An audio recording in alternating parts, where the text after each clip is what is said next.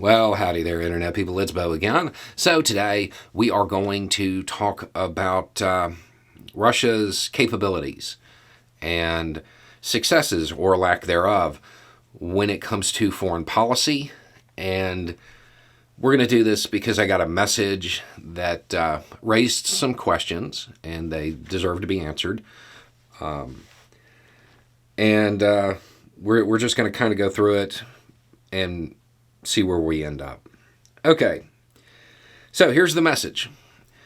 Your cute video about Russia says nothing, as does your constant song that Russia has already lost the wider geopolitical war and worked against its own security. You never give example. 2, you say Russia has fallen out of second place because you say it is losing to Ukraine.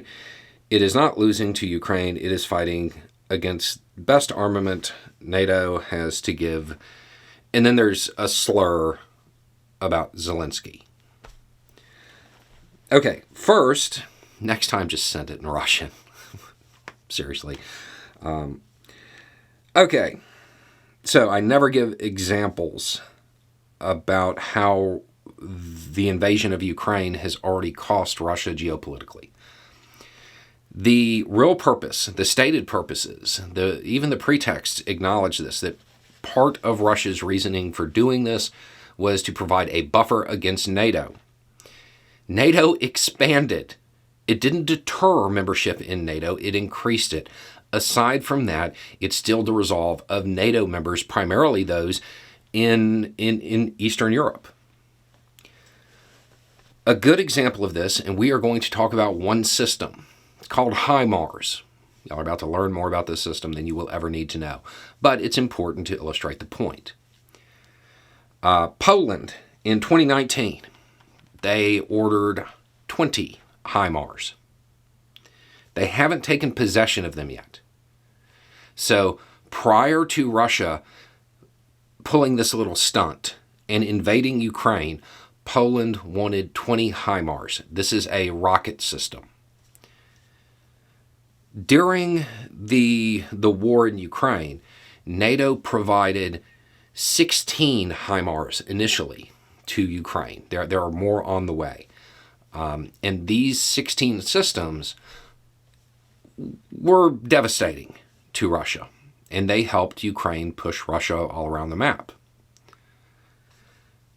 Because of the invasion of Ukraine, Poland is currently in negotiations to order hundreds of these systems. Hundreds. I want to say the current number they're looking at is 200. There was a time when they were looking at 5. They'll probably order more later after they get the first couple hundred. Keep in mind, 16 was enough to just be absolutely devastating to the Russian war effort. Okay. And then, so there's some examples. And then we look at the best armament NATO has to give. The HIMARS. Let's talk about that, because a lot of attention is going to that. Do you know why it exists?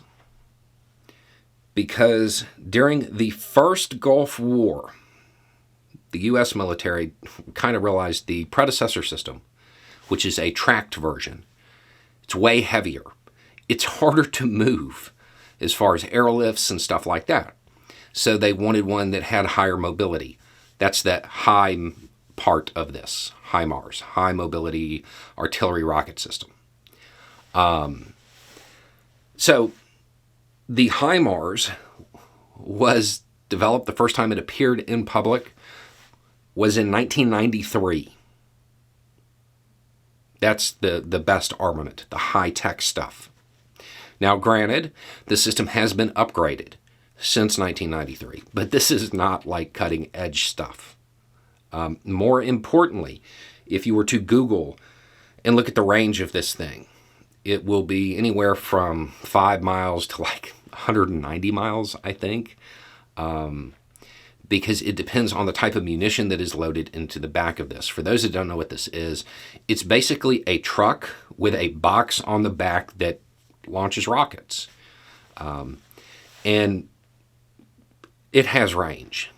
However, the versions that Ukraine has, they're limited in range. Even though this is a system that was developed in the 90s, before the turn of the century, the versions that were given to Ukraine, the munitions that are going along with it, they don't have the range that U.S. systems do, the best armaments that NATO has. The Polish ones will have that, by the way, because they're NATO members. So it's not true. This was a bad move. Geopolitically, it sped the expansion of NATO. NATO members closer to Russia are spending way more on defense. It was a failed move geopolitically.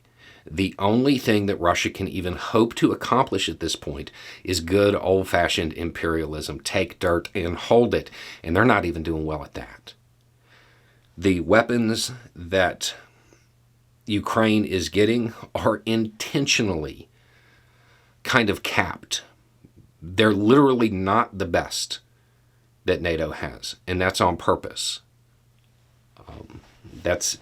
There's a risk of, in this case, with the HIMARS, I think it has more to do with the worry that if we provided Ukraine with the longer range stuff, they would hit targets inside of Russia, which is kind of against NATO doctrine. So, but for the most part, the reason they're not giving the higher end stuff is there is a concern about Russia capturing some of it on a battlefield. I mean, that seems unlikely at this point, but it's something that could happen, and wouldn't want it reverse engineered. The reality is the Russian military, the commanders, took money that should have been spent on defense and spent it on their yachts and their houses and their mistresses instead of spending it on defense. The system that is all over the news, its base system came out in 1993. Think about how much it's been improved since then. The Russian military has nothing even close to it. Think about your phone and how much your phone has changed since 1993. It's not propaganda. It's not propaganda. I know if you're Russian, especially if you're inside of Russia, you're seeing a view of this, and then you get a glimpse of the outside world, and they don't match. The outside world's statements, it's not propaganda. This is what's happening. NATO has expanded. NATO has solidified its resolve. NATO, especially those in Eastern Europe, are modernizing their militaries. It is what it is. And no, Ukraine is not getting the best that NATO has to offer. So now you know. Knowing is half the battle.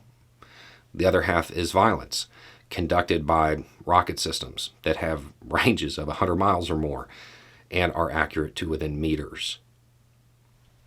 Anyway, it's just a thought. Y'all have a good day.